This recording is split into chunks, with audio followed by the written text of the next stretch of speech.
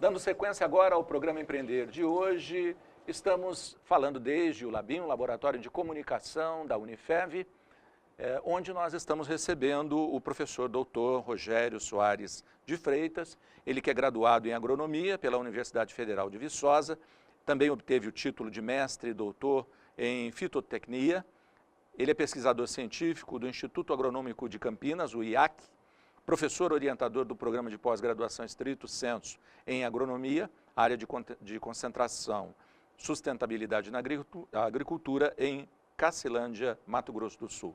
É membro titular do Conselho Técnico Científico do IAC, tem experiência em sistemas de produção de culturas anuais, com ênfase em cultura do sorgo e milho, atuando principalmente nos seguintes temas: técnicas culturais, matologia, interferência, competição, seletividade e controle químico.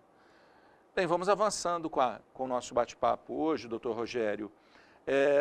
Eu já tinha anunciado no final do bloco anterior como são compartilhados os resultados, as descobertas, os avanços com outras agências nacionais, possivelmente de outros estados, imagino eu, e com agências até internacionais. Tá. Como eu falei, toda conquista em pesquisa hoje, ela vem por meio de parceiros, né? Nós, do Instituto Agronômico de Campinas, especialmente aqui no Centro Seringueira, nós temos parceria com de trabalho com diversas universidades, né? Com empresas também, né? Entre as universidades, nós podemos citar a Unicamp, que trabalha com nós na parte seringueira, a Unesp de Ilha Solteira também, a própria UEMS, na qual a gente participa do curso de pós-graduação, né? A Embrapa também, né? Então, hoje não se faz pesquisa no Brasil sem estar linkado com as outras instituições. Primeiro porque a gente sabe que tem um número reduzido de pesquisador, né? Exato. Então a gente precisa de estar aproveitando o conhecimento de cada um e com isso também usando com mais eficiência os recursos, né? Nós temos, o projeto nosso, para citar um exemplo, no nosso caso aqui de Seringueira, nós temos um grande projeto de seringueira que já vem sendo feito, executado aí há mais de 30 anos aqui no estado de São Paulo. E nós temos pesquisadores especialistas em genética quantitativa, em melhoramento genético clássico, e temos dentro do Instituto também pesquisadores ligados à área de biologia molecular. Mas como nós temos um volume de trabalho relativamente grande, nós buscamos parceiro, porque nem sempre a pessoa que está do seu lado pode te atender. Então a gente busca parceiro em outras instituições do estado, de São Paulo, no caso a Unicamp. Então esse projeto a gente faz uma parte dele aqui em Votuporanga e outra parte dele é feita no laboratório da Unicamp e muitas vezes em Montpellier, na França, onde nós temos parceria linkada com esse pessoal. Então é uma parceria hoje internacional, esse projeto nosso, né, que inclusive treinando alunos de mestrado, doutorado e pós-doutores nessa área de genética e biologia molecular, tá? Então, os resultados, da mesma maneira que o esforço é conjunto, os resultados são compartilhados, né? Sim. Que o objetivo nosso, fundamental da pesquisa pública é que isso chegue, de alguma maneira, ao setor produtivo e torne-se em serviços, né? Serviços, geração de emprego, geração de renda. Esse é o objetivo fundamental. O objetivo é dar uma sustentabilidade econômica para o setor, sustentabilidade ambiental, né? E consequente geração de emprego. Então os resultados também são compartilhados de uma maneira muito profissional, dependendo do tipo de projeto. Já tem algum projeto que você pode fazer uma amarração jurídica, mas a maior parte dos projetos, os resultados são abertos, são livres, né? E são compartilhados mesmo, que o objetivo de todos é que o setor e que as culturas que nós trabalhamos seja competitiva a nível nacional e internacional para acessar os mercados, né, internacionais. Rogério, mas falando em números, no site da agência nós verificamos que para cada R$1 investido em pesquisa, o retorno para a sociedade é de R$ 11,40, né? Ou seja, a devolutiva social da pesquisa é imensa também. O balanço social, publicado pela Secretaria de Agricultura e Abastecimento, apontou um retorno econômico de 7 bilhões alcançados pela APTA. Essa devolutiva social, né, ela é relevante? Qual o impacto disso para a sociedade, principalmente para o estado de São Paulo?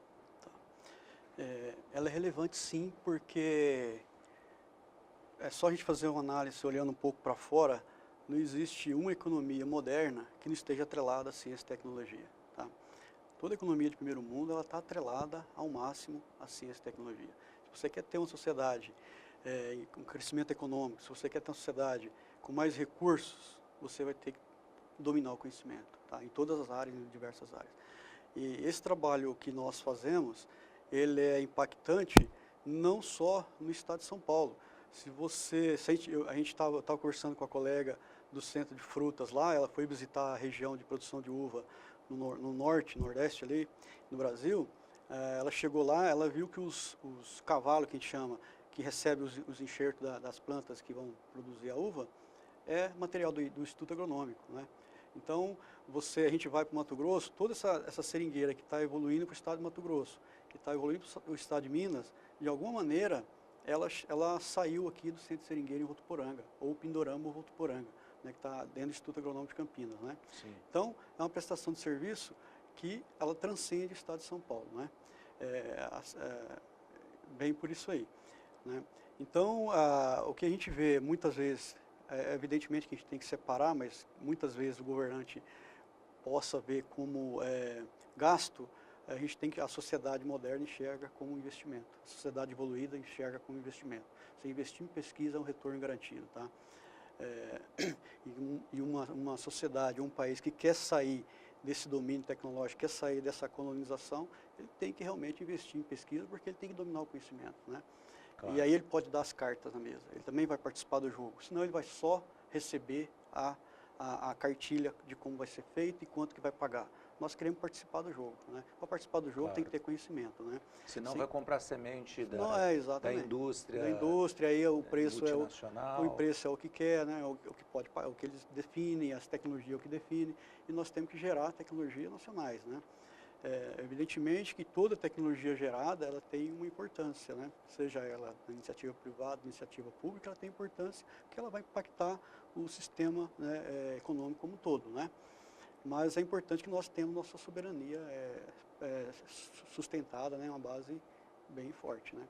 Então, o investimento em pesquisa de 1 para 11, ele mostra realmente isso, e a gente tem que olhar um pouco para fora, como que a sociedade de fora enxerga a pesquisa, a sociedade mais moderna, a sociedade mais evoluída, enxerga ciência e tecnologia, né? A gente vai falar disso mais um pouco para frente, mas é mais ou menos nesse sentido aí, né? Eu já citei os casos dos nossos eventos aqui, no caso Seringueira, mas a gente pode dizer que o agronômico vai comemorar 130 anos em junho. Foi o primeiro instituto de pesquisa no Brasil, foi o precursor, na verdade, do Instituto de Pesquisa do Brasil.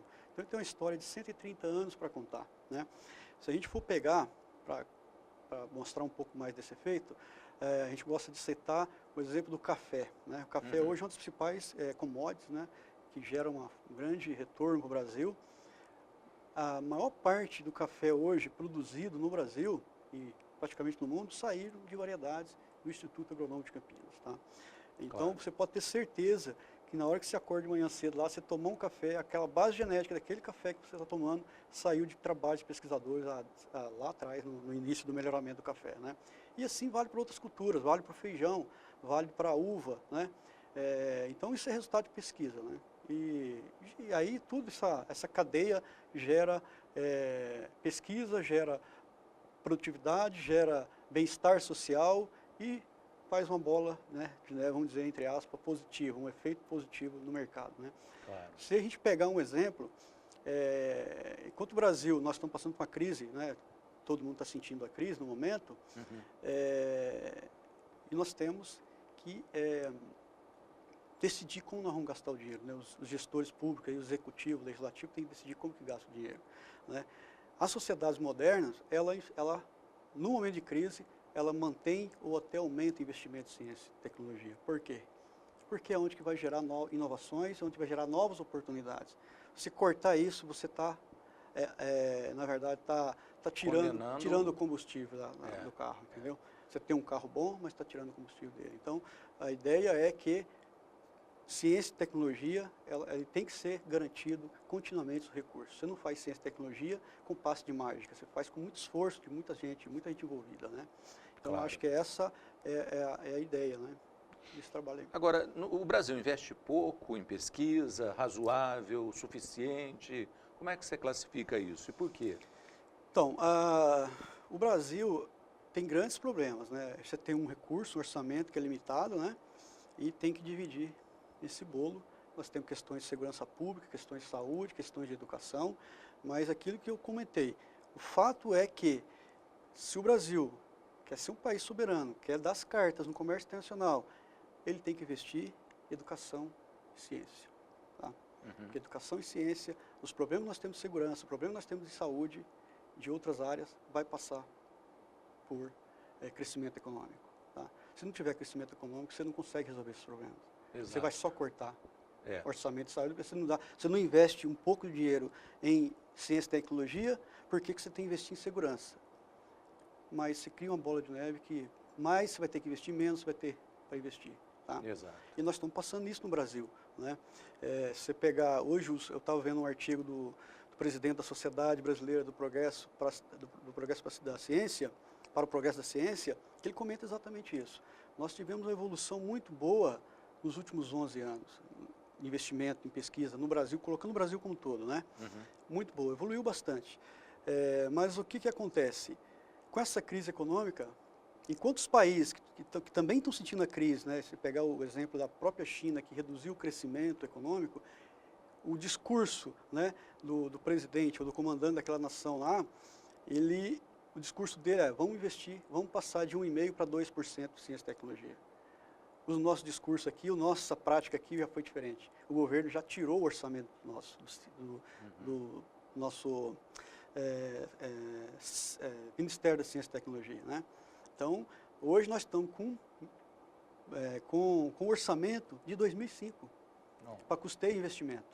Tá? Isso aí é uma informação que a gente tem lendo essa informação do presidente da Sociedade Brasileira. Então, nós temos hoje uma ciência que conseguiu evoluir muito nos últimos 10 anos, tá? Nos últimos 11 anos, com uma estrutura que você imaginar que em 2000, os valores não são só para dar noção de magnitude, mas se você pegar, em 1990 a gente formava 1.500 doutores, 2.000 doutores. Hoje nós estamos formando 18 mil doutores. Isso aí demandou muito investimento em laboratório, em universidades, em instituto de pesquisas, né? E aí você retorna aquele orçamento lá. E essa estrutura toda que você criou. Então, investimento em pesquisa não adianta se aportar um volume enorme em um ano e um volume baixo no outro ano. Porque tem que ter continuidade. Você vai criando uma estrutura, ela tem que ser alimentada, né? Mas, no estado de São Paulo, a gente tem uma vantagem em relação aos outros estados. Nós temos aqui uma estrutura de pesquisa já mais consolidada, né? Sim. Nós temos a FAPESP, que é um órgão do estado de São Paulo, que tem um aporte de recurso financeiro garantido pela uma lei estadual, de uma porcentagem do ICMS. Então, isso aí, o governo, ele mantém isso aí. Você aumenta o crescimento um pouco, você tem mais recursos, você reduz, você tem menos recursos, mas o recurso está sempre lá, aparecendo, o que viabiliza, inclusive, esse trabalho que nós falamos aí de longa duração, que é o nosso programa Seringueira, né? Um trabalho de 30 anos e que a FAPESP vem sempre aportando recursos, fazendo recursos, né? Isso é importante, né? Então, o desafio é grande, mas o volume de investimento no Brasil, público, ele não fica muito atrás de muitos países. A gente tem que chegar pelo menos a 2%. Nós estamos em 1,1%. Tá? O desafio maior é casar investimento público e também a iniciativa privada aparecer um pouco mais. Se você pegar a maior parte dos Estados Unidos tem um PIB que os Estados Unidos tem um PIB que não tem o valor correto, mas é em torno de 18 trilhões de dólares, comparado com o Brasil, que é próximo de 2 bilhões de dólares, eles investem 1,5%, talvez, um pouco mais, de 1,5% do PIB na pesquisa. O Brasil investe 1,1%. Então, se a gente considerar, em termos percentuais, não está tão diferente, né? Mas se a gente considerar a iniciativa privada nos Estados Unidos, ela eleva esse PIB de investimento um pouco para cima. Por quê? Lá eles já têm a consciência que, para ser competitivo internacionalmente, você tem que gerar pesquisa. Então, os doutores que formam nos Estados Unidos, eles vão para a iniciativa privada fazer pesquisa na iniciativa privada. O Brasil ainda, os doutores que nós estamos formando ainda está muito ligado às instituições públicas, né? Isso é um desafio que o Brasil está enfrentando, está todo mundo discutindo isso no âmbito da sociedade, né? Mas essa é uma visão minha, né? Mas é isso que vem acontecendo. Então, nós temos um aparato, uma estrutura científica de ciência e tecnologia muito boa. E nós precisamos que isso seja mantido e aumentar isso aí, até chegar no ponto que nós vamos tornar mais competitivo, tá? Acho que essa é a ideia.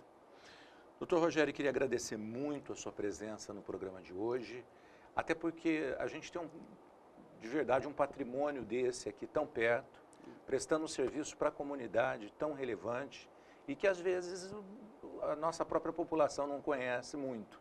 Então a sua presença no programa foi reveladora de certa maneira, porque muitos que às vezes ouvem falar, às vezes nunca ouviram falar, puderam se apropriar dessas informações. Nosso agradecimento pela sua gentileza de estar presente no programa conosco hoje. Eu que agradeço, eu acho que é importante esse tipo de programa que leva essa informação, né, que mostra para a sociedade que ela tem que tomar suas decisões e para tomar as decisões tem que estar preparada com o conhecimento correto. Muito legal. Obrigado. Agradeço a você também que nos acompanhou pelo canal 53.1 da TV Unifev, nosso canal digital, e pelo 55, nosso canal analógico. Desejo para você uma ótima semana. Queremos nos encontrar novamente aqui na próxima, nesse mesmo horário, com o programa Empreender Tecnologias. Tchau, um abraço, até lá.